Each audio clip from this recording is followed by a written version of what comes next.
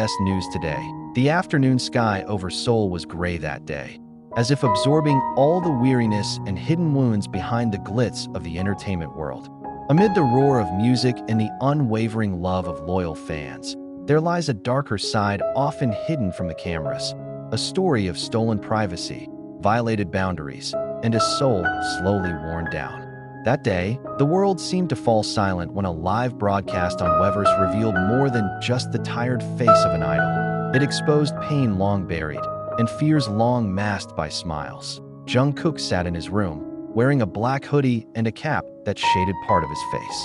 His gaze was vacant as he stared at his phone screen, and when he started the live stream, his trembling voice came through the mic that usually carried laughter.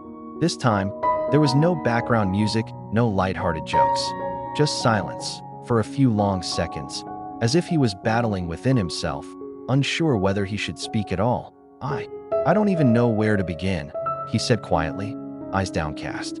Millions of viewers from around the world instantly flooded the chat with words of encouragement, unaware that within moments, they would witness something deeply heartbreaking. Just a few days earlier, Jungkook had returned home from a long night of recording. He usually kept a low profile, protected by secret schedules and tight security. But that night was different.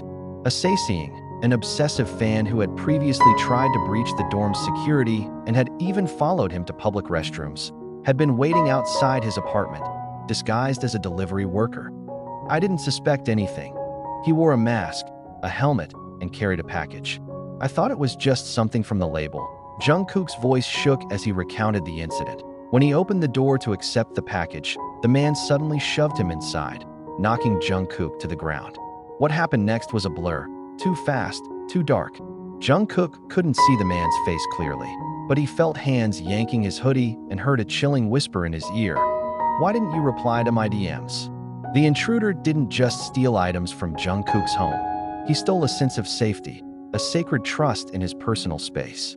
Worse, he took Jungkook's private phone and handwritten music notes. There were no major physical injuries, but the emotional trauma ran deep. The Weverse broadcast unfolded in long stretches of silence, broken only by the soft sound of Jungkook's sobs.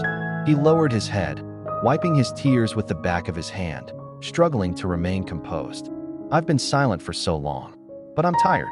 I can't pretend everything's okay anymore." HYBE later released an official statement confirming the break-in by an unknown individual, now under investigation by authorities. CCTV footage had been handed over to the police, and security around BTS members would be reinforced.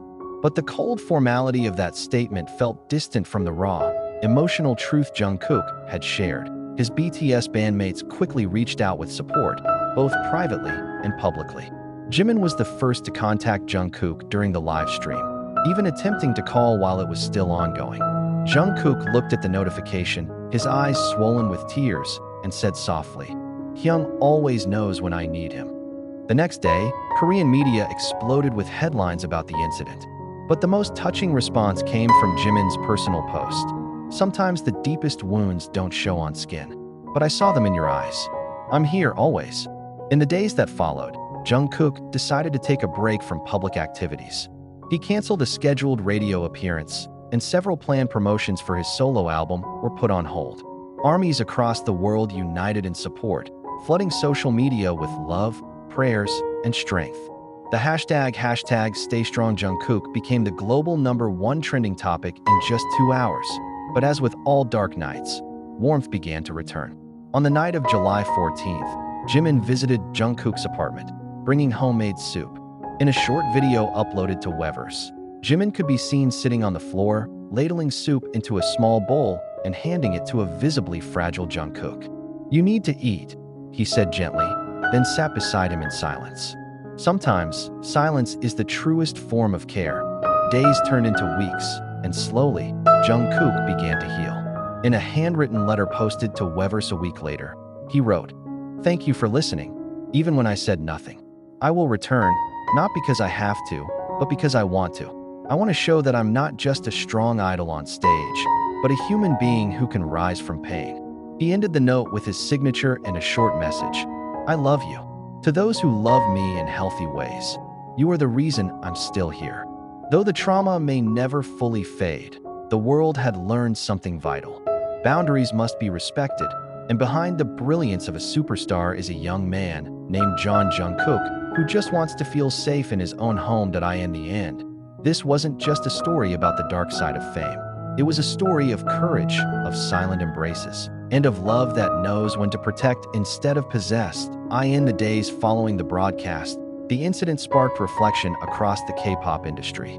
Online communities, both ARMY and general netizens, began discussing Sasaeng behavior more seriously, not as a mere symptom of obsessive fandom, but as a legal and human violation. Several fan sites shut down tracking schedules. Some major fandoms launched awareness campaigns about healthy fan idol boundaries, citing Jungkook's experience as a sobering reminder. Meanwhile, Jungkook stayed in Seoul, choosing peace over pressure. For the first time in years, he wasn't bound by strict schedules. He spent time in his small home studio, recording softer, more honest melodies. Music became therapy. Quietly, he began writing a song about that night, the night that changed how he viewed the world and those around him. Jimin remained close through his recovery. In a Japanese magazine interview published a month later, Jimin reflected on BTS's bond. "We've been through everything: joy, pressure, even trauma. When one of us falls, the others wrap around him." Jungkook isn't just our youngest. He's the heart of everything. Suga, often known for his stoicism, also expressed support through music. In his latest mixtape, he included a lyric that read, "Home is not where lights shine. Home is where your scars can breathe." Fans immediately linked it to Jungkook's situation. When asked at a limited HYBE fan meeting, Suga simply smiled and said, "I wrote that after meeting Jungkook that night."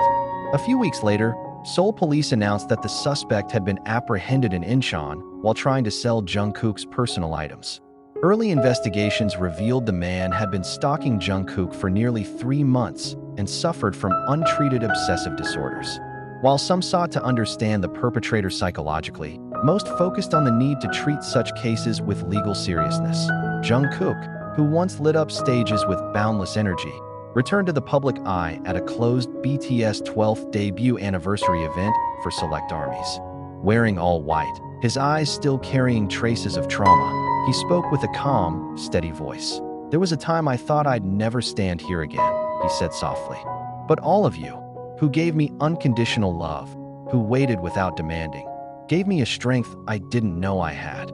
He then performed an unreleased ballad titled "Locked Room," a gentle piano piece about someone trapped by fear, slowly opening the door to the light of those who truly love them. The performance brought many fans to tears. Even RM, hosting the event, paused to collect himself before saying, "Jungkook, tonight you've opened many doors for us." From that traumatic moment came something bigger: awareness of boundaries, of mental health, of love that heals instead of harms. HYBE responded by reinforcing security protocols for all their artists, not just BTS. Safe spaces became a new priority for everyone in the industry. Back in the studio, Jungkook began working on a new solo album, but this time with a completely different vision. He rejected all songs deemed too glamorous or commercial. He wanted honesty. He wanted to write music for those who felt fear, lost their sense of safety, or struggled to trust the world again.